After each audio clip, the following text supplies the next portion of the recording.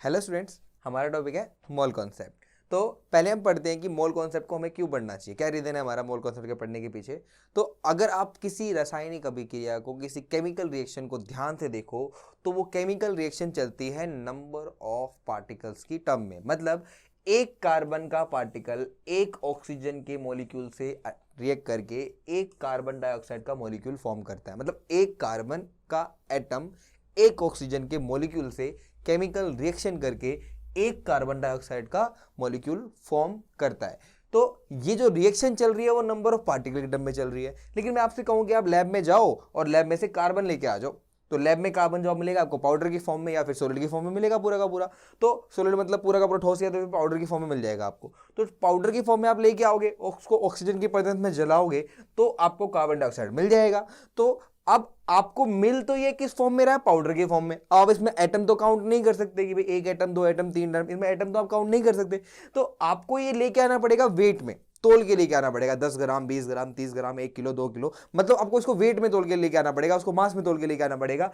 तब आप इसको ऑक्सीजन से रिएक्ट कराओगे तो आपका कार्बन डाइऑक्साइड बनेगा। तो प्रॉब्लम क्या है कि केमिकल रिएक्शन जो चल रही है वो नंबर ऑफ पार्टिकल के टर्म में चल रही है, लेकिन जो आपकी एटम्स हैं वो आप लेकर आओगे तो मास की टर्म में लेके आओगे, केजी की टर्म में लेके आओगे, ग्राम की टर्म में लेके आओगे। तो रिएक्शन जो है वो कभी भी आप प्रिडिक्ट नहीं कर पाओगे कि कितने रिएक्टेंट लेने पर कितना प्रोडक्ट बनेगा, आप प्रिडिक्ट ही नहीं लगा पाओगे। तो इस चीज को सोल्व करने के लिए, इस प्रॉब्लम को सोल्व करने के लिए कि हम केमिकल रिएक्शन को देखकर पहले ही बता दें कि कितने रिएक्टेंट से रिएक्ट करके कितना प्रोडक्ट बन सकता है, कितने रिएक्टेंट की क्वांटिटी ली जाए कि इनकी रिएक्शन करने के बाद कितना प्रोडक्ट फॉर्म हो जाए, इस चीज को सोल्व करने के लिए आया हमारा मोल कॉन्सेप्ट। तो मोल कॉन्सेप्ट को बनाने का पीछे यही रीजन था कि आप किसी भी तरीके से आप रिलेट कर सको नंबर ऑफ पार्टिकल को उसके मास से। असली में इसको वॉल्यूम से भी रिलेट करते हैं, लेकिन आप फर्दर क्लासेस में इसको आगे की क्लास में पढ़ोगे। अभी हमें सिर्फ ये जानना है कि मोल कॉन्सेप्ट ने कैसे नंबर ऑफ पार्टिकल को उसके मास से रिलेट कर दिया। कैसे बता दिया मोल कॉन्सेप्ट ने कि 10 केजी हाइड्रोजन के अंदर या 1 ग्राम हाइड्रोजन के अंदर या 10 ग्राम हाइड्रोजन के अंदर कितने number of particle of hydrogen होंगे, या किसी भी सबस्टेंस के एक फिक्स क्वांटिटी के अंदर कितने नंबर ऑफ पार्टिकल होंगे। या फिर मैं आपसे बोल दूं कि एक जगह पे अगर 100 पार्टिकल हाइड्रोजन के इकट्ठा है तो 100 पार्टिकल का वजन कितना होगा। ये सब चीजें कैसे निकली, तो ये सब चीजें मोल कॉन्सेप्ट से ही सोल्व हो पाई। तो हम समझते हैं पहले मोल कॉन्सेप्ट को। एक और एग्जाम्पल थे, एक और सिंपल से एग्जाम्पल थे, हम मोल कॉन्सेप्ट को समझते हैं। ध्यान से देखिए, देखो आप समझो आपके पास एक गाड़ी है, इस गाड़ी के अंदर ऐसे ऐसे सिमिलर बॉक्सेस हैं, सारे बॉक्सेस एक जैसे हैं और हर बॉक्सेस का जो वजन है वो आप 1 kg लेट कर लो कि भाई हर बॉक्सेस का जो वजन है वो 1 kg है। हर बॉक्सेस का वजन अगर 1 kg है तो मैंने आपको बोला इस गाड़ी के अंदर ऐसे ऐसे 100 बॉक्सेस रखे हुए हैं, तो कितना वजन होगा उसका, बिल्कुल ठीक, 100 kg। यानी एक बॉक्स का वजन अगर 1 kg है और मैंने आपको बोला कि इसके अंदर 100 बॉक्सेस है, आप लोगों को मैंने नंबर ऑफ बॉक्सेस बता दिए, आपने तुरंत बता दिया इसका मास कितना होगा, 100 kg। और उसी तरीके से मैं आपसे कह दूं कि इस गाड़ी का जो टोटल वजन है, इस गाड़ी के अंदर जो टोटल सामान है उसका जो टोटल वजन है वो 500 kg है, तो आप तुरंत बता दोगे कि हाँ इसके अंदर ऐसे ऐसे 500 बॉक्सेस होंगे। तो आपने क्या करा, जैसे ही मैंने आपको नंबर ऑफ बॉक्सेस बताए आपने तुरंत बता दिया कि उसका मास कितना होगा, और जैसे ही मैंने आपको मास बताया आपने नंबर ऑफ बॉक्सेस बता दिए। मतलब आपने नंबर ऑफ पार्टिकल्स को, नंबर ऑफ बॉक्सेस को रिलेट कर दिया उसके मास से। तो मोल बिल्कुल सेम वही काम करता है हमारे लिए, हमें ये बता देता है मोल कि किसी भी चीज के अंदर कितना वेट होगा, कितने पार्टिकल्स के अंदर कितना वजन आएगा, या आपको मैं वजन दे दूंगा तो उसके कितने नंबर ऑफ पार्टिकल्स आएंगे। तो इस चीज को समझाने के लिए हमारा मोल कॉन्सेप्ट बनाया गया था। यानी आप ये समझ सकते हो कि मोल कॉन्सेप्ट हमारा रिलेशन है between particles, number of particles and इसके मास के, इन दोनों के बीच का एक रिलेशन। आगे चल के हम बोलने भी पड़ेंगे, लेकिन अभी हमें जो डीपली पढ़ना है वो मास और नंबर ऑफ पार्टिकल को रिलेट करना सीखना है। तो ये हमारा मेन टॉपिक है। एक छोटे से एग्जांपल से और समझते हैं इसको, ध्यान से देखिए। एक छोटा सा एग्जांपल हमारे पास और है, आप इसको इस तरीके से समझ सकते हैं। एग्जांपल की तरफ पे डजन, डजन को ध्यान से देखिए आप। देखो डजन जो है, डजन का मतलब 12, मतलब किसी भी चीज का 12 अगर आप ले तो एक डजन, आपने एक डजन पेन ले लिया तो वो डेट इज 1 डजन। तो किसी भी चीज का एक दर्जन, एक डजन जो होता है वो इक्वल टू होता है 12 के। 12 एक डजन मतलब एक डजन केले मतलब 12 केले, एक डजन अंडे मतलब 12 अंडे। तो ऐसे ही डजन जो है आपका एक फिक्स नंबर है, और जब भी मैं आपसे कहूंगा एक डजन, आपके दिमाग में तुरंत क्या आएगा, 12, कि भाई 12 का मतलब है एक डजन। इसी तरीके से आप देखें मोल, मोल जब भी आए तो मोल का मतलब है 6.022 या 23 भी बोलते हैं कई बार, 6.022 या 6.023 इंटू 10 की पावर 23, इस फिक्स वैल्यू को बोलते हैं हम 1 मोल। लेकिन इतना ही नहीं है, देखो डजन और मोल में थोड़ा डिफरेंस है।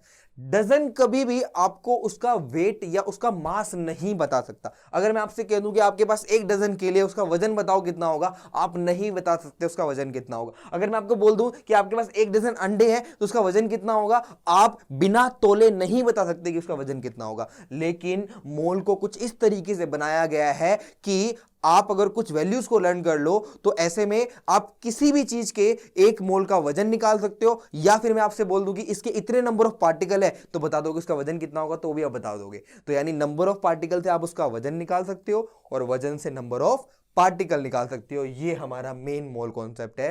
तो डजन से थोड़ा डिफरेंस है, डजन में सिर्फ और सिर्फ नंबर्स आते हैं, लेकिन मोल, मास, नंबर और वॉल्यूम तीनों का रिलेशन एक साथ लेकर चलता है। वॉल्यूम को हम फर्दर आगे क्लास में बताएंगे, मैंने आपको पहले ही बताया। अभी सिर्फ आपको किसके बीच में सीखना रिलेशन, सिर्फ 2 चीजों के बीच में, मास और नंबर ऑफ पार्टिकल्स के बीच में। ठीक है, तो इसको हम समझते हैं। आखिरकार ये जो मोल का नंबर है 6.022 इंटू 10 की पावर 23, वो ही क्यों, ये जो नंबर आपको दिखाई दे रहा है, हमने इसी नंबर को क्यों चूज करा, क्या रीजन है इस नंबर के पीछे, या इस नंबर में ऐसा क्या है जिस वजह से हमने इस नंबर को चूज करा 6.022 10 की 23। ठीक है, तो इस चीज को समझने के लिए थोड़े कॉन्सेप्ट आपको समझने पड़ेंगे। सबसे पहले आप समझो कि मास नंबर क्या होता है। मास नंबर बराबर होता है number of proton plus number of neutron के। किसी भी एटम का जो वेट होता है, किसी भी एटम का जो वजन होता है, किसी भी एटम का जो मास होता है, वो डिपेंड करता है उसके अंदर कितने न्यूट्रॉन है, कितने प्रोटॉन है। होते तो इलेक्ट्रॉन भी है, लेकिन इलेक्ट्रॉन का वजन नेग्लिजिबल होता है, लगभग ना के बराबर होता है। इसलिए हम कहते हैं कि किसी भी परमाणु या एटम का जो वजन होता है वो ओनली एंड ओनली डिपेंड करता है उसके अंदर कितने प्रोटॉन है, कितने न्यूट्रॉन है। इसलिए मास नंबर को बनाया गया is equal to number of proton plus number of neutron. किसी भी एटम का जो मास नंबर होगा वो इक्वल टू होगा number of proton plus number of neutron. मतलब मैं आपसे कह दूं कि आपके पास एक हीलियम पार्टिकल है, आपके पास एक हीलियम पार्टिकल है, इस हीलियम का एटॉमिक नंबर 2 होता है। Atomic number is equal to number of proton. एक न्यूट्रल एटम के अंदर नंबर ऑफ प्रोटॉन बराबर नंबर ऑफ इलेक्ट्रॉन के होते हैं, आप जानते हो अच्छी तरीके से। तो अगर इलेक्ट्रॉन और प्रोटॉन दोनों बराबर है तो जो मास नंबर, जो एटॉमिक नंबर होता है वो equal to, just equal to क्या होता है, प्रोटॉन के। अगर न्यूट्रल है तो इलेक्ट्रॉन बराबर होंगे, लेकिन इलेक्ट्रॉन क्या होते हैं, लूज भी हो सकते हैं, गेन भी हो सकते हैं, यानी कम भी हो सकते हैं, ज्यादा भी हो सकते हैं। तो हम उस पर पूरी तरह भरोसा नहीं करते। हम बोलते हैं कि किसी भी एटम का जो एटॉमिक नंबर होगा, जो उसकी पहचान होगी, एटम की जो पहचान होती है उसकी एटॉमिक नंबर से होती है। तो एटम की जो पहचान अगर एटॉमिक नंबर से होती है तो हमें कोई ऐसा भरोसेमंद चाहिए जो बदले ना। तो किसी भी एटम के अंदर नंबर ऑफ प्रोटॉन बदलते नहीं है, इसलिए हम बोलते हैं कि एटम का जो एटॉमिक नंबर होगा वो हमेशा प्रोटॉन के इक्वल आएगा। हम प्रोटॉन के इक्वल लेके चलते हैं, इसमें इलेक्ट्रॉन को नहीं लेते हम। ठीक है, तो atomic number is equal to number of proton, और मास, वेट, वजन सिर्फ 2 ही चीजों पर डिपेंड करता है, number of proton plus number of neutron. इसलिए मैंने आपको बताया कि मास नंबर जो होगा वो इक्वल टू होगा number of proton plus number of neutron. तो तुम्हें ये ध्यान रखना है। ठीक है, तो हीलियम का जो एटॉमिक नंबर है वो 2 है, लेकिन एटॉमिक मास कितना होता है इसका, 4। एटॉमिक यानी मास नंबर जो होता है 4। इसका मतलब इसके अंदर जो नंबर ऑफ प्रोटॉन है वो तो 2 होंगे। प्रोटॉन तो कितने होंगे इसके अंदर, 2, लेकिन 4 जो है ये बराबर है न्यूट्रॉन प्लस प्रोटॉन। न्यूट्रॉन और प्रोटॉन मिला के कितनी वैल्यू आ रही होगी आपके पास, 2। तो प्रोटॉन 2 है तो न्यूट्रॉन भी 2 ही होंगे, बस सिंपल सी बात, आप कैलकुलेशन करके निकाल सकते हो, इसमें कोई दिक्कत नहीं है। ठीक है, तो इसका मतलब ये हुआ कि प्रोटॉन इसके अंदर 2 है तो न्यूट्रॉन और प्रोटॉन मिलाकर कितने होंगे, 4। सॉरी, ये थोड़ा गलत कर दिया मैंने, यहाँ पे आप ठीक कर सकते हो। तो यहाँ पे जो संख्या होगी वो क्या हो जाएगी हमारी, 4। तो न्यूट्रॉन प्लस प्रोटॉन क्या हो जाएगा हमारा, इक्वल टू 4, क्योंकि इसका मास नंबर कितना है, 4। तो किसी का भी mass number is equal to number of proton. ठीक है, मैंने आपको एक कौन समझाया कि मास नंबर क्या होता है। चलो भूल मत जाना कि हम किस चीज के लिए पढ़ रहे हैं। 6.022 इंटू 10 की 23 को समझ जाते हैं कि यही नंबर क्यों, इसी नंबर को चूज क्यों करा। तो पहले मैंने आपको समझाया मास नंबर। फिर एक कॉन्सेप्ट आपको और समझना है, इसको ध्यान से देखिए आप। एक कॉन्सेप्ट आपको बिल्कुल ध्यान से समझना है। अगला जो आपका कॉन्सेप्ट है वो है atomic mass unit. Atomic mass unit, या इसको यूनिफाइड मास भी सिंपल बोलते हैं। तो एटॉमिक मास यूनिट क्या है, देखो, मास नंबर एक नंबर है, नंबर का कोई यूनिट नहीं होता। मैंने ऐसा करा 12 के लिए, 12 के लिए मतलब क्या, 12 किलो के लिए या 12 लीटर के लिए, मैंने कोई यूनिट नहीं बताई आपको, बस नंबर बताया मैंने आपको। तो वो मास नंबर है जो बताता है कि कितने प्रोटॉन कितने न्यूट्रॉन, लेकिन अभी तक हमने मास नहीं निकाला, उसका वजन नहीं निकाला, कितना वजन होगा उसका। तो मास निकालने के लिए अब सोचो कि जिसको हम देख नहीं सकते, एटम आपको देख नहीं सकते, आप एटम को अगर आप उसको देख नहीं सकते, आप उसका वजन कैसे निकाल पाओगे, आप कैसे उसको तोल सकते हो। तो इसीलिए साइंटिस्टों ने थोड़ा सा अलग तरीका लगाया, थोड़ा सा अजम्पशन लिया इन्होंने, और उन्होंने माना कि एक काम करते हैं कि एटम के अंदर जितने प्रोटॉन और जितने न्यूट्रॉन होते हैं, मास नंबर होते हैं, उसी से कहीं ना कहीं एटॉमिक मास निकालने की कोशिश करते हैं। हम मास को रिलेट कर रहे हैं, हमें ये बात तो पक्का पता है कि एटम का वजन जो होता है वो प्रोटॉन और न्यूट्रॉन पे डिपेंड करता है। अगर वो प्रोटॉन और न्यूट्रॉन पे डिपेंड करता है तो मास इजीली निकाला जा सकता है प्रोटॉन और न्यूट्रॉन से। तो उन्होंने मास नंबर की वैल्यू को चेंज नहीं करा और मास नंबर को पकड़े रखा, और उसी के अकॉर्डिंग सारे के सारे जितने भी टर्म्स बनाए गए आगे चल के मास नंबर को लेकर बनाए गए। तो यहां पर इसी तरीके से एक यूनिट बनाई गई एटॉमिक मास के लिए, एक अलग यूनिट बनाई गई जिसका नाम रखा गया एटॉमिक मास यूनिट, और बाद में इसको छोटा करके सिंप्लीफाई कर दिया गया यूनिफाइड मास। तो आप इसको सिंपली समझ सकते हो, यूनिफाइड मास क्या है हमारा, वन यूनिफाइड मास या वन एटॉमिक मास यूनिट, ये इक्वल टू होता है कार्बन के जो आइसोटोप है जिसका मास 12 है। कार्बन का मास नंबर आपको 12 है ना। कार्बन के नेचर के अंदर कई सारे आइसोटोप्स होते हैं, उसमें दो आइसोटोप सबसे ज्यादा परसेंटेज में होते हैं, C12 और C14। तो C12 जो है आपका, C12 आपको उठाना है जिसका मास नंबर कितना हो, 12 हो, और इसका जो भी मास होगा, मुझे नहीं पता इसका मास क्या होगा, हमें नहीं जानना इसके मास को रिलेट नहीं करना, हमें सिर्फ ये बताना करना है कि 1U बराबर किसके होता है। तो कार्बन के C12 की जो वैल्यू होती है, जो भी मास होगी, उसको 12 से डिवाइड करने के बाद जो भी वैल्यू निकल कर आएगी, 12 से डिवाइड क्यों करेंगे, क्योंकि number of proton plus number of neutron मिला के 12 बन रहा है, तो 12 से अगर डिवाइड करेंगे तो एक पार्टिकल का वजन आ जाएगा। तो हमें ये करना सिर्फ और सिर्फ क्या, 12 से डिवाइड कर दिया, तो ये जो वैल्यू निकल कर आएगी ये हो गया हमारे यू के बराबर। ये वैल्यू किसके बराबर है रिलेटिव में अभी तक हमें नहीं पता, हम डाल सकते हैं आगे आगे चल के। फिर क्या हुआ, प्रोटॉन और न्यूट्रॉन के मास आ गए।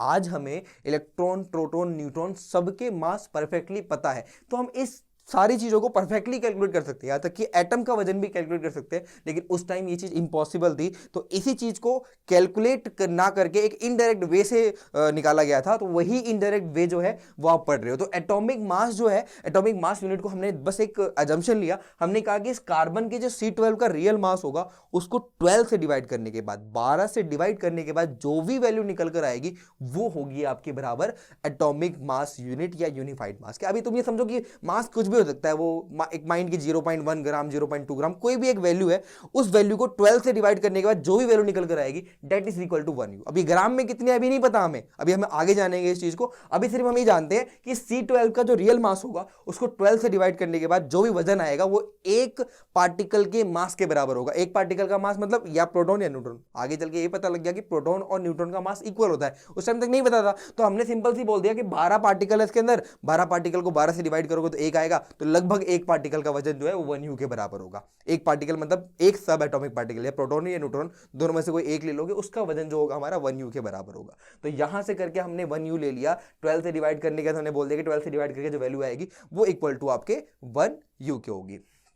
अब हमने क्या कर दिया, हमने बोला कि इस वैल्यू से जो जितने टाइम्स आएगा उसका वजन भी उतना ही माना जाएगा। मतलब अगर किसी का वजन 12U आ गया तो मतलब इसका मतलब क्या है कि उसके अंदर जो पार्टिकल 12U आ गया, उसका मतलब क्या है, वो 12 टाइम्स है किसके, कार्बन के C12 का जो रियल मास है उसको 12 से डिवाइड करने के बाद जो भी वैल्यू निकल कर आई थी उसके 12 टाइम्स है।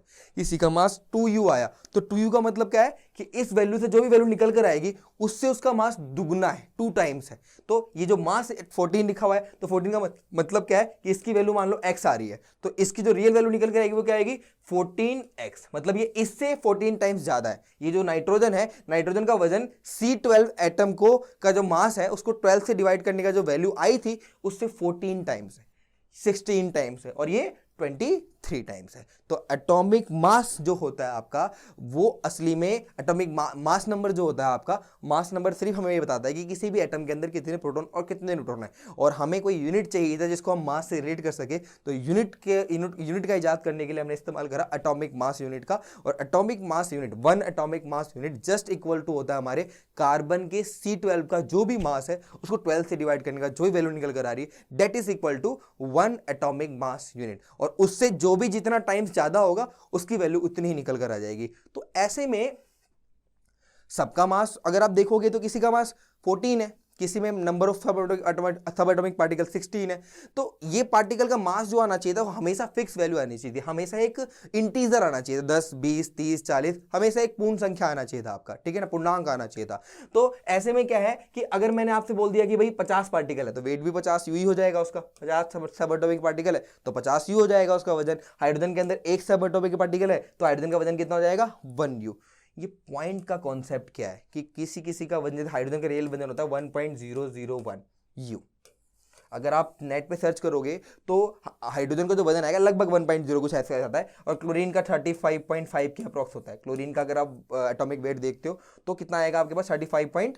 तो ये पॉइंट कैसे आ गया, पॉइंट कैसा, क्योंकि प्रोटॉन और न्यूट्रॉन को तुम अगर जोड़ोगे तो प्रोटॉन एक इंटीजर में होगा, गिनती में होगा, 10 20 गिनती में होगा, 1 2 3 4 गिनती में होगा। तो यहां पे ये रेशियो में पॉइंट में कैसे पहुंच गया, नंबर ऑफ प्रोटॉन और इलेक्ट्रॉन। मैं आपसे कहूंगा कि आपके पास पेन है, आप काउंट करोगे पेन को 1 2 3 4, अब काउंट करोगे तो पेन एक गिनती में आएगा ना। 1.2 पेन ला सकते हो तुम, या 1.5 पेन ला सकते हो, तोड़ के ले आओगे क्या पेन को? तो कहने का मतलब क्या है कि हम जिस चीज को नंबर में काउंट करते हैं उसकी वैल्यू कभी पॉइंट में नहीं हो सकती। तो ऐसे में मास नंबर को पॉइंट में कैसे लिखा? एटॉमिक मास भी तो असली में मास नंबर से रिलेट करा गया था, तो अगर ऐसे में है तो उसको पॉइंट में कैसे रिलेट करा गया? तो पॉइंट में रिलेट करने के लिए एक और कॉन्सेप्ट का इस्तेमाल किया गया। ध्यान सुने, मैंने आपको 2 यूनिट 2 कॉन्सेप्ट समझाए। पहले मैंने आपको समझाया कि आखिरकार जो आपका मास नंबर होता है वो इक्वल टू होता है प्रोटॉन प्लस न्यूट्रॉन के, और मैंने आपको समझाया फिर atomic mass unit. Atomic mass unit जो होती है वो जस्ट इक्वल टू होती है हमारे कार्बन के C12 का जो भी मास रहा होगा उसको 12 से डिवाइड करने का जो वैल्यू आएगी। तो 12 भी तो असली में मास नंबर था, मास नंबर को तुमने मास नंबर से डिवाइड करा, 12 से डिवाइड करा, जो वैल्यू निकल कर आएगी वो किस में निकल कर आएगी? 1 आएगी। तो 1 इंटीजर है, और कोई भी जो वैल्यू आ रही है वो भी तो आपका 1 से कितने टाइम्स है? हाइड्रोजन का, अगर हाइड्रोजन का सब एटॉमिक पार्टिकल यानी मास नंबर 1 है तो 1 टाइम्स है, उसका वजन 2 टाइम्स है, 2 टाइम्स है, तो वैल्यू तो फिक्स आ रही है। तो पॉइंट में कैसे चलेगी? तो पॉइंट में जाने का रीजन क्या था?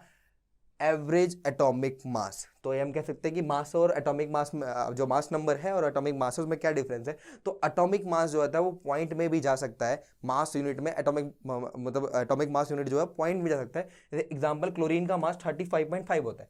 अब ये क्या चीज़ है, ध्यान सुनना पहले एक बार। क्लोरीन का मास जो है वो 35.5 भी होता है। कैसे 35.5 कैसे पहुंच गया? क्योंकि number of proton plus number of neutron जो होते हैं वो तो एक फिक्स इंटीजर में आएंगे, एक फिक्स वैल्यू में आएंगे, गिनती में आएंगे। तो ये 35.5 कैसे पहुंच गया? समझो, क्लोरीन जो है नेचर में, हमारी प्रकृति में क्लोरीन का मास 35 नहीं होता, सिर्फ उसमें कुछ 37 वाले भी पाए जाते हैं। क्लोरीन ही है, एटॉमिक नंबर भी 17 है, प्रोटॉन भी 17 ही है, इलेक्ट्रॉन भी 17 ही है। इलेक्ट्रॉन प्रोटॉन में कोई दिक्कत नहीं है, प्रॉब्लम है न्यूट्रॉन में। न्यूट्रॉन की संख्या किसी में कम या किसी में ज्यादा हो सकती है, जिससे आइसोटॉप्स बनते हैं। तो क्लोरीन के नेचर में 2 आइसोटॉप्स, 2 समस्थानिक पाए जाते हैं, एक का मास 35 और एक का मास कितना होता है? 37। तो 35 एक का मास है, एक का मास 37 है, तो हम ले कौन सा? 35 37 ले कौन सा यूज करें? 35 वाला यूज करें या 37 वाला यूज करें? तो ना तो हम परफेक्टली 35 यूज कर सकते हैं, ना हम 37, क्योंकि भाई 35 वाले भी तो हैं वहां पे, 37 वाले भी तो हैं वहां पे, तो दोनों में से हम किसी का यूज नहीं कर सकते। तो हम ये बोलते हैं कि आप एक काम करो, एवरेज निकाल लो। अब एवरेज भी तो तब लेते हैं जब दोनों 50-50% हो, तो हम फिर परसेंटेज का इस्तेमाल करते हैं कि क्लोरीन का 35 नेचर में कितने परसेंट में पाया जाता है। तो मैंने मान लिया कि 90% में पाया जाता है, और 37 जो है वो 10% में पाया जाता है। तो हम क्या करेंगे, इसको इसके परसेंटेज से मल्टीप्लाई कर देंगे, और जो वैल्यू निकल कर आएगी that is known as average atomic mass. दोबारा बोल रहा हूं, एवरेज एटॉमिक मास। तो एवरेज एटॉमिक मास अगर निकालना है तो जो भी जिसकी परसेंटेज है आप उसको उससे मल्टीप्लाई करो और वैल्यू सोल्व कर दो। 35 इंटू कितना था? 90%, और प्लस में क्या था हमारे पास? 37 इंटू में क्या था हमारे पास? 10%। तो ये जो वैल्यू निकल कर आएगी वो आपकी एवरेज एटॉमिक मास होगी, और लगभग 35.5 की होगी। परसेंटेज आप देख लेना, परसेंटेज के अकॉर्डिंग आप निकाल सकते हो, कोई दिक्कत नहीं है। जो परसेंटेज हो गया आप यहाँ पे डाल दोगे तो वैल्यू निकल कर आ जाएगी 35.5। यानी कहने का मतलब ये हुआ कि एवरेज एटॉमिक मास, ये मैं परसेंटेज कैलकुलेशन फिक्स नहीं ले रहा, आप ले सकते हो, जो रियल वैल्यू है वो ले सकते हो। मैं समझा रहा हूँ सिर्फ कॉन्सेप्ट कि जो इसकी परसेंटेज होगी वो परसेंटेज अगर आप यहाँ पे मल्टीप्लाई कर दोगे तो क्लोरीन का जो मास निकल कर आएगा 35.5 आएगा। तो ना तो आपने 35 लिया ना आपने 37 लिया, मास को सही ढंग से कैलकुलेट करने के लिए आपने उसका एवरेज मास लिया ताकि गलत वैल्यू ना आए 35.5 लेकर। तो गलत वैल्यू से बचने के लिए आपने एक एवरेज वैल्यू ले ली और उसी का इस्तेमाल कर लिया क्योंकि उस कंटेनर में, जिस कंटेनर को तुमने यूज किया है, उस कंटेनर के अंदर, क्लोरीन के कंटेनर के अंदर 35 वाले भी एटम है, 37 वाले भी एटम है। तो आप ना तो 35 मान सकते ना 37 मान सकते, इसलिए आपने दोनों का एवरेज लिया, लगभग वैल्यू ली जो उसकी परसेंटेज थी कि क्लोरीन का 35 कितने परसेंट में पाया जाता है और क्लोरीन का 37% में पाया जाता है। तो मैंने आपको समझाया कि क्या एटॉमिक मास, तो मेन दो कॉन्सेप्ट हमें समझने थे पहले स्टार्टिंग में, मास नंबर और एटॉमिक मास यूनिट। तो mass number proton plus neutron, और एटॉमिक मास यूनिट जो थी वो कार्बन के C12 का जो मास था उसको 12 से डिवाइड करके जो वैल्यू निकल कर आ रही थी वो वैल्यू थी। अब मैंने इतना क्यों समझाया, अब मेरी बात ध्यान समझना, इसका रीज़न क्या है। अब फिर हम उसी क्वेश्चन पे आते हैं जिस क्वेश्चन को सोच के हमने इसको स्टार्ट किया था। हमने बोला कि ये जो ये सारे के सारे मास हैं, कोई नॉर्मल सी बात है, हमने एक एवरेज वैल्यू लेके हाइड्रोजन की वैल्यू की, तो हाइड्रोजन का एटॉमिक मास कितना था, 1 होता है। हाइड्रोजन का एटॉमिक मास 1 होता है, हीलियम का एटॉमिक मास 4 होता है, ऐसे ही लिथियम का एटॉमिक मास 7 होता है, बेरिलियम का एटॉमिक मास 9 होता है। एक एवरेज वैल्यू ले रखी है सिर्फ, क्लोरीन का मास 35.5 होते हैं। तो ये एवरेज वैल्यू है, थोड़ा याद कर लोगे तो आपको अब मोलर मास निकालने में आगे दिक्कत नहीं होगी। तो आप ये चार्ट देख सकते हो, कोई दिक्कत नहीं है। तो हमें ये जानना था कि आखिरकार एवोगाड्रो ने नंबर निकाला क्यों। ध्यान सुनना, हमारे एवोगाड्रो साहब को या सारे साइंटिस्टों को मास की जो वैल्यू थी वो चेंज नहीं करनी थी। जो आपने अभी पीछे वैल्यू देखी, ये वैल्यू उनको चेंज नहीं करनी थी। वो चाहते थे कि जो एटॉमिक मास पे हमने मेहनत करी है, हमने इतनी मेहनत करी है एवरेज एटॉमिक मास निकालने के लिए, मास नंबर से पहले हमने एटॉमिक मास यूनिट का इजाद किया, और एटॉमिक मास यूनिट को हमने फिर एक लिस्ट बनाई, एक बड़ी सी लिस्ट बनी जिसके अंदर हर एक एटम का एटॉमिक मास यूनिट लिखा गया। ये हाइड्रोजन का एटॉमिक मास कितना होता है, हीलियम का एटॉमिक मास कितना होता है, नियोन का एटॉमिक मास कितना होता है, मैग्नीशियम का एटॉमिक मास कितना होता है, डिफरेंट सारे एटम को कैटेगराइज करके उन सभी के एटॉमिक मास को लिखा गया। हम चाहते नहीं थे कि हमारी ये वैल्यू बिगड़ जाए, ये वैल्यू हमें बार बार याद करनी पड़े, या फिर अगर हमें क्या कहते हैं आगे चल के, अब एक एटम का मास 1U है, आप एक एटम तो तब भी नहीं उठा सकते रिएक्शन के लिए। अगर 1 एटम का मास 1U है तो आपको कैसे भी करके U को ग्राम से रिलेट तो करना ही पड़ेगा। तो आपको किसी भी तरीके से एक ऐसा टर्म बनाना था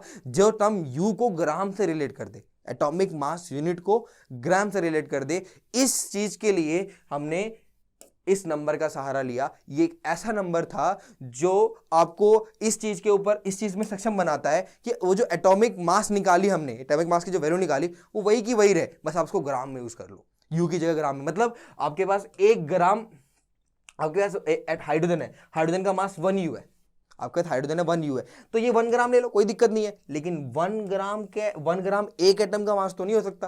तो कितने एटम का मास है 1 ग्राम? 6.022 इंटू 10 की पावर 23 एटम का मास 1 ग्राम है। मतलब हमें इस वैल्यू को चेंज नहीं करना था, इसलिए हमने इतने एटम उठा लिए जितने एटम मिलकर ये ग्राम वैल्यू बना दे। ये वैसा ही है जैसे मैंने आपको बताया था कि आपके पास सेम बॉक्सेस है जिसका वजन 1 kg है, आपके पास सेम बॉक्सेस है जिसका वजन 1 kg है, लेकिन आप चाहते हो कि वजन फिक्स रहे, 50 kg रहे। तो आपको 50 kg बनाने के लिए हर जगह पे 50 बॉक्सेस इकट्ठा रखने पड़ेंगे। आपको अगर 50 kg बनाना है तो 50 kg बनाने के लिए आपको 50 बॉक्सेस एक जगह इकट्ठा रखने पड़ेंगे। या जैसे आप बड़े बड़े कंटेनर्स होते हैं, और बड़े बड़े कंटेनर्स में क्या होते हैं, बड़े बड़े बॉक्सेस रखे जाते हैं। अब उन बड़े बॉक्सेस के अंदर तो ये छोटे बॉक्सेस रखे गए हैं, तो आपको एक अंदाजा लगाना पड़ेगा कि बड़े बॉक्सेस के अंदर कितने छोटे बॉक्सेस डाल दी जाए। एक बड़ा बॉक्स है बहुत, उस बड़े बॉक्स में वही 1 kg के बॉक्सेस डालने हैं। तो उन्होंने बोला कि भाई एक बड़े बॉक्सेस का वजन जो है वो 1 के आसपास होना चाहिए, 1 ही होना चाहिए, ताकि दो वैल्यू अलग अलग याद ना करनी पड़े। 1 kg 1 मतलब 1 ही याद रहे भाई, 1 वाले 1 kg के बॉक्सेस है, तो इसका वजन भी 1 ही रहे, दो अलग अलग वैल्यू याद ना करें। वो बोल दिया कि एक काम करो भाई 1 टन रख लो, छोड़ो 1 टन कर दो, 1 टन। तो 1 टन में कितना होता है, 1000 किलो। तो 1000 किलो मतलब आपको ऐसे ऐसे 1000 बॉक्सेस रखने पड़ेंगे इसके अंदर, तब जाके 1 टन होगा। तो एक से दो काम हो गया, 1 kg का बॉक्स, तो पूरे बड़े कंटेनर का वजन कितना, 1 टन। तो मतलब क्या हुआ कि वैल्यू तो सेम रही हमारी, 1 kg 1 टन वैल्यू सेम रही, लेकिन हमें क्या करना पड़ा, हमें नंबर ऑफ एटम को उतना करना पड़ा जो एटम 1 टन बना सके। तो 1 टन बनाने के लिए आपने 1000 बॉक्सेस इकट्ठा करे, तब 1 टन बने। समझो वही चीज, एटम के एक एटम का वजन 1U है, और 1U की वैल्यू जो ग्राम में आएगी वो बहुत छोटी होती है। अगर आप अभी देखोगे, मैं आपको दिखाऊंगा, 1U एटम का जो वजन आएगा ग्राम में बहुत छोटी वैल्यू आती है, और उसको तुम ले भी नहीं सकते। मैं आपसे कह दूं कि आपके काम करो, लैब में जाके 0.0000002 2 ग्राम ले आओ। तराजू कहाँ से लाओगे इतना छोटा तोलने के लिए? 0.0002 बहुत छोटी वैल्यू है। तो ऐसे में उतनी छोटी वैल्यू यूज ही करना नामुमकिन है। आपने ग्राम में निकाल तो लिया लेकिन आप तोल ही नहीं पा रहे उतनी वैल्यू, तो क्या फायदा हुआ उस चीज का? तो हमें केमिकल रिएक्शन कराने के लिए एक ऐसी क्वांटिटी लेनी पड़ती है जिसको हम इजीली कम से कम वे तो कर सके, तोल तो सके कम से कम। तो तोलने के लिए हमने ऐसा करा कि आपको वैल्यू भी अलग अलग याद ना करनी पड़े, 1 का 1 ही रहे, 1 का 1 रहे। हीलियम का मास 4u है तो 4 ही रहे, 4 वैल्यू चेंज ना हो। बस क्या हो कि आप उस 4u की जगह 4 ग्राम यूज कर लो, लेकिन 4 ग्राम के अंदर कितने पार्टिकल्स होंगे? तो 6.023 × 10⁻23 पार्टिकल। देखो ये नंबर इतना बड़ा नंबर है कि आज अगर हम गिनना स्टार्ट करें, पूरी पॉपुलेशन गिनना स्टार्ट करें, तो भी लाखों साल लग जाएंगे पूरी नंबर को कैलकुलेट करने में। तो ये डायरेक्ट तरीके से नहीं निकाला गया, इनडायरेक्ट तरीके से निकाला गया। इसकी डेरिवेशन आपको फर्दर आगे क्लास में पढ़ने को मिलेगी। अगर आप इसका भी चाहते हैं कि हाँ मतलब इसकी भी डेरिवेशन दिखाई जाए तो आप कमेंट कर सकते हो, तो उसमें मैं आप देख लूंगा। अगर ऐसा कुछ हुआ तो मैं आपको प्रूफ भी करके दिखा दूंगा कि नंबर एवोगाड्रो साहब ने निकाला कैसे था, इस नंबर का प्रूफ क्या था। लेकिन इस नंबर के पीछे रीजन क्या है मैं आपको ये बताने की कोशिश कर रहा हूं। इस नंबर के पीछे मेन रीजन ये था कि जो हमने इतनी मेहनत करी एटॉमिक मास यूनिट के पीछे, जो हमने इतने सारे एटॉमिक मास निकाले सबके, वो नंबर, वो क्वांटिटी चेंज ना करनी पड़े, वो नंबर फिक्स रहे, वो नंबर सेम रहे। इसलिए हमने एक ऐसा नंबर निकाला, एक ऐसे क्वांटिटी निकाली जो आपके उस वैल्यू को सेम रखे। जैसे एग्जांपल सेम मैंने आपको बिल्कुल बड़ा सिंपल और बढ़िया एग्जांपल दिया। मैंने कहा कि आपके पास एक बॉक्स है जिसका वजन 1 kg है और आपको बड़े बड़े कंटेनर के अंदर इसको डालना है, जिस कंटेनर के अंदर वजन इतना हो जाए कि आप उसको बड़े बड़े ट्रेनों के अंदर भेज सको। तो वहां पे छोटे क्वांटिटी 1 kg की कोई वैल्यू नहीं होती, तो वहां पे जो वो आती है टनों में बात होती है। तो ऐसे में क्या होता है कि हमने बोला कि भाई 1 kg के बॉक्सेस है तो आप बड़े बॉक्सेस 1 टन का बना लो, तो अलग अलग वैल्यू याद नहीं करनी पड़ेगी। 1 kg है 1 टन है, 100 kg है 100 टन है। तो ऐसे में क्या हो जाएगा, रिलेट कर पाएंगे वो इजीली। 100 kg का बॉक्स, अगर इसका वजन 100 टन है, इसका मतलब इसके अंदर सारे बॉक्सेस जो होंगे वो 100 kg के होंगे। इसका वजन 1 टन है, इसका मतलब सारे के सारे जो बॉक्सेस होंगे वो 1 kg के होंगे। तो कहने का मतलब वैल्यू को सेम रखने के लिए उन्होंने नंबर ऑफ क्वांटिटी को, नंबर ऑफ टर्म्स को फिक्स रखना पड़ा। उसी तरीके से यहां पर वजन को सेम रखने के लिए, वजन को फिक्स करने के लिए, वेट को फिक्स करने के लिए उन्होंने नंबर ऑफ पार्टिकल को ही फिक्स कर दिया, और तब जाके हमारा पूरा का पूरा एक ऐसा नंबर आया जिसने मोल को बनाया। तो अगर एवोगाड्रो नंबर नहीं होता तो मोल भी नहीं बनता। तो एवोगाड्रो साहब अगर मोल कॉन्सेप्ट, मोल का इजाद नहीं करते, इस नंबर को नहीं ढूंढते, तो हमारा मोल कॉन्सेप्ट कभी नहीं बनता। इसलिए इसका नाम एवोगाड्रो नंबर भी है। इस नंबर को हम क्या बोलते हैं, एवोगाड्रो नंबर।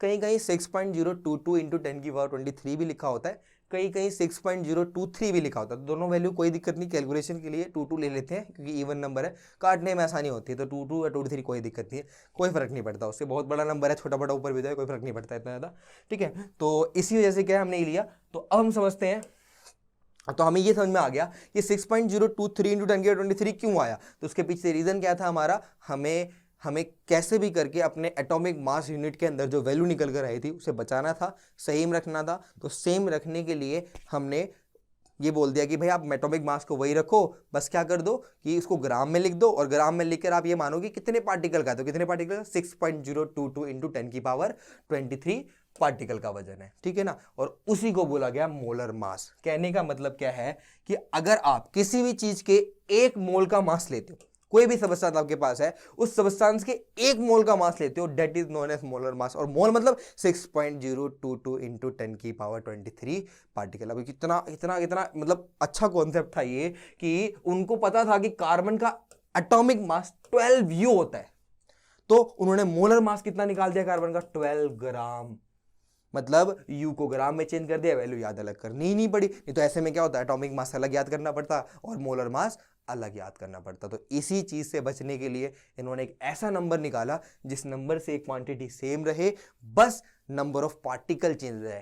12U एक पार्टिकल का मास है, सिर्फ एक एटम का। कार्बन का सिर्फ एक एटम लोगे, तो वजन आएगा 12U। लेकिन अगर आप कार्बन के 6.022 × 10⁻23 पार्टिकल्स लोगे तो उसका वजन कितना आएगा, 12 ग्राम। और हम तोल किस में रखते हैं, ग्राम में, ना कि यू में। तो कहने का मतलब हमारे तराजू ग्राम में तोलते हैं। इसी वजह से हमने कुछ ऐसी क्वांटिटी बनाई जो क्वांटिटी आपके नंबर ऑफ एटम को फिक्स करके उसको ग्राम में तोल सके, ठीक है। तो अगर आप ये देखो, हाइड्रोजन आपको लेना है तो हाइड्रोजन का मास 1U होता है, तो 1U तो तोल नहीं सकते, हम क्या करेंगे, उसका 1 ग्राम ले लेंगे। 1 ग्राम मतलब कितना पार्टिकल, 6.022 × 10⁻23 पार्टिकल। मतलब किसी भी सबस्टांस के 1 मोल का मास क्या कहलाता है, मोलर मास। और 1 मोल का मतलब 6.022 इंटू 10 की पावर 23 पार्टिकल। इतने सारे पार्टिकल को इकट्ठा एक जगह रखोगे तो जो वजन निकल कर आएगा वो क्या कहलाएगा, हमारा 12U। तो कार्बन के 1 मोल का मास 12 ग्राम, और ऐसे ही कॉपर के 1 मोल का मास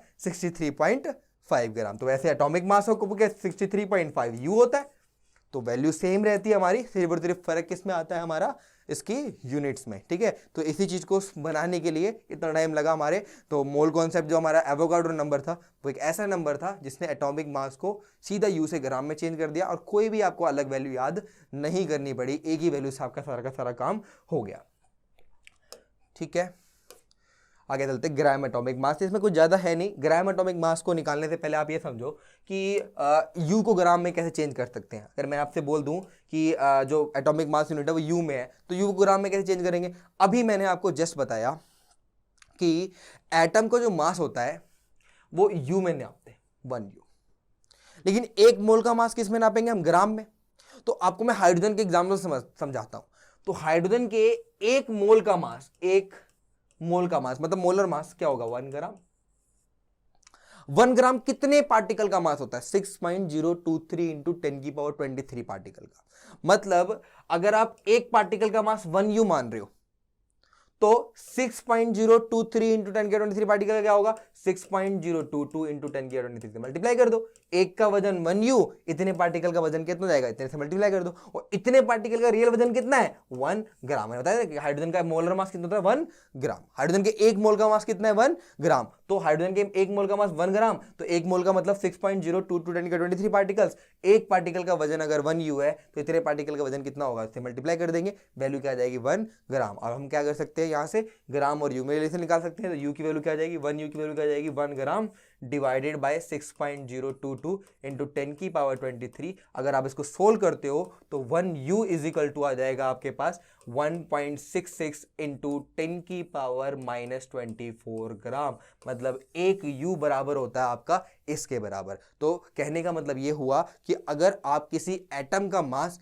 U के बदले ग्राम में लिख दो, इसी को हम बोलते हैं ग्राम एटॉमिक मास। यानी हाइड्रोजन का एटॉमिक मास होता है 1U और ग्राम एटॉमिक मास होता है 1.66 इंटू 10 की पावर -24 ग्राम। तो इसी वैल्यू से आप मल्टीप्लाई करते रहोगे, आ जाएगा। अगर हीलियम का मास 4U है, 4U है तो ग्राम में कितना होगा, इस वैल्यू से मल्टीप्लाई कर दो। 4 multiply by 4 multiply by 1.66 into 10 की पावर -24 ग्राम। तो अगर किसी भी एटम का मास हम यू से ग्राम, अब ये एटम का ही मास है, अब सोचो कितना छोटा मास है, तो इतना छोटा मास तो हम कैलकुलेट भी नहीं कर सकते, तोल भी नहीं सकते। सिर्फ 1.60 10 की पावर -24 तोल ही नहीं सकते। तो इसी चीज को सोल्व करने के लिए एवोगाड्रो नंबर आया जिसने इसको 4 ही बनाकर रखा। ठीक है ना, तो यही है 1.1 अपॉन में 6.02 10 की 23। इसी से वैल्यू पता लगी हमें कि मोल जो होता है हमारा वो बराबर इतने पार्टिकल्स के होता है। तो वहीं पे हमने उतने पार्टिकल को उठाया और वो हमारी वैल्यू बन गई। ठीक है ना, तो यहाँ से अपना ग्राम एटॉमिक मास आ गया हमारा। तो ग्राम एटॉमिक मास का मतलब क्या है कि जिसको हम ग्राम में कैलकुलेट करते हैं वो हमारा ग्राम एटॉमिक मास होता है। ठीक है ना, अब हम चलते हैं अपने कैलकुलेशन की तरफ कि मोल को निकाले कैसे। हम समझ गए कि मोल को बनाया क्यों गया, मोल रिलेट कहाँ करता है हमारा, मोल का जो नंबर है 6.022 10 की 23 आया क्यों, कहाँ से आया। ठीक है, तो ये सारी चीजें हमने एक्सप्लेन कर दी, सारी चीजें हमने समझा दी। अब हम पढ़ते हैं कि आखिरकार जो आपका ये क्या कहते हैं मोल है उसको कैलकुलेट कैसे करें, निकाले कैसे, वैल्यू कैसे रिजोल्व करें। तो पहला जो हमारे पास वैल्यू है, पहला जो हमारा वैल्यू है वो है मास की टर्म में। मतलब मैंने आपसे कहा कि हाइड्रोजन का 1 मोल का मास 1 ग्राम है, तो भाई 10 ग्राम में कितना मोल होगा, 1 मोल का मास 1 ग्राम है। ध्यान सुनना, 1 मोल का मास 1 ग्राम है, 2 मोल का मास 2 ग्राम, 3 मोल का मास 3 ग्राम, यानी 10 ग्राम का मास कितना होगा, 10 ग्राम का मोल कितना होगा, 10 ग्राम का मोल कितना होगा, 10। तो यानी 1 ग्राम में अगर 1 मोल है तो 10 ग्राम में कितना मोल हो जाएगा, 10। तो यही चीज हमारे पास है कि कभी भी आपका गिवन मास दे रखा हो तो आपको उसके मोलर मास से डिवाइड कर देना है, तो क्या निकल कर आ जाएगा आपका नंबर ऑफ मोल्स। तो यहां पर पहला फॉर्मूला हमारा है नंबर ऑफ मोल्स का, मास के टर्म में गिवन मास अपॉन में मोलर मास। आगे कुछ कैलकुलेशंस वाले क्वेश्चंस भी हैं, 3-4 क्वेश्चन जब से आपको थोड़ा सा प्रैक्टिस हो जाएगी। तो पहले हम फॉर्मूले देख लेते हैं सारे, फिर हम क्वेश्चंस करेंगे। तो पहले मैंने आपको बताया कि number of moles is equal to given mass upon में मोलर मास, जो हमारा small M upon capital M है, जो मोलर मास से निकल गया था। मोलर मास कैसे निकालेंगे,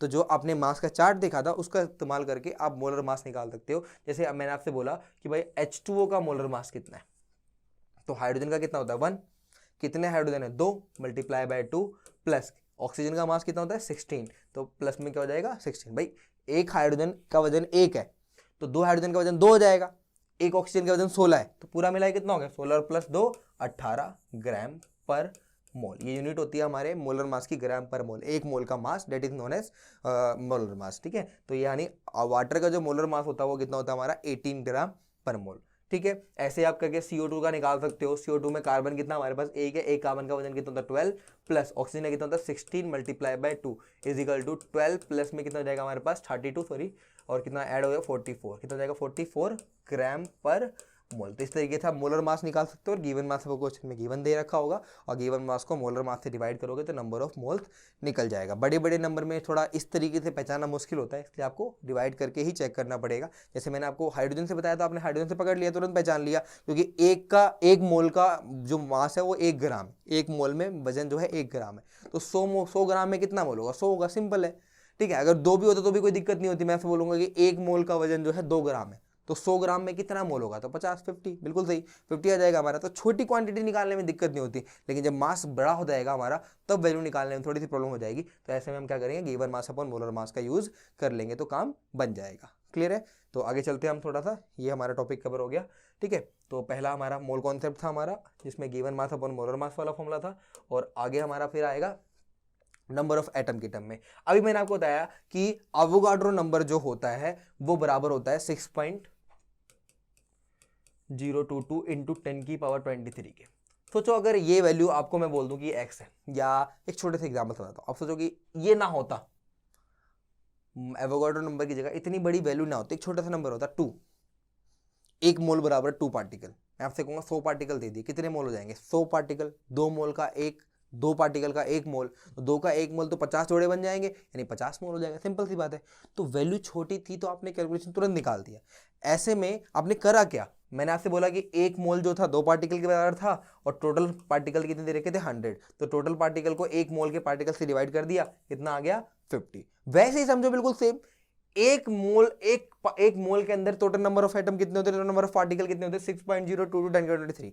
मैंने आपसे बोल दिया कि नहीं आपके पास पार्टिकल जो है 12.044 इंटू 10 की पावर 24 है, कितने मोल आएंगे, तो भाई एक मोल का इतना होता है, ये इससे कितना गुना है चेक कर लेते हैं, काटेंगे, ये 2 से कटेगा, ये कटेगा तो एक 10 बच जाएगा हमारा, तो वैल्यू हो जाएगी 2 इंटू 10 यानी 20, यानी यहां पर जो नंबर ऑफ मोल्स होंगे वो कितने होंगे 20। तो यानी कहने का मतलब ये हुआ कि मोल को तुम 2 तरीके से निकाल सकते हो, एक तरीका आपका given mass upon molar mass, क्योंकि मैंने आपको शुरू में बताया था कि मोल जो है वो असली में मास और मोल दोनों, मास और क्या कहते हैं नंबर ऑफ पार्टिकल, दोनों को आपस में रिलेट कर देता है, इसलिए इसके दोनों ही तरफ से फॉर्मूले आते हैं, मास की टर्म से भी आते हैं और नंबर ऑफ पार्टिकल की टर्म से आते हैं। मास की टर्म में given mass upon molar mass, और सेम ऐसे ही नंबर ऑफ पार्टिकल टर्म में given number of particle upon में अवोगाड्रो नंबर। तो ये हमारा सिंपल सा कॉन्सेप्ट था, यहाँ पे हमारे 2 फॉर्मूले आ गए। अब इससे रिलेटेड हम कुछ क्वेश्चंस करते हैं, जब ये हमारा ये कॉन्सेप्ट थोड़ा सही हो जाए, ठीक है। तो इससे रिलेटेड कुछ क्वेश्चन कर लेते हैं, हमारा ये कॉन्सेप्ट कवर हो जाएगा पूरा का पूरा, हम मोल कॉन्सेप्ट कवर कर लेंगे पूरा। पहला क्वेश्चन हमारा, find the number of moles of hydrogen gas in